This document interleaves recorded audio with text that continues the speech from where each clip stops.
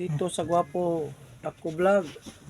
Ito helmet ko papalitan na naman to ng kulay puti.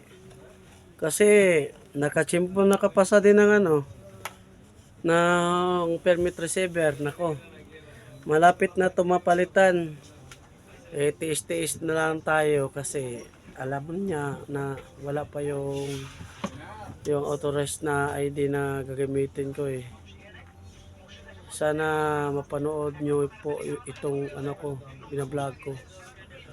At maging masaya din kayo sa pagpanood nyo sa vlog ko.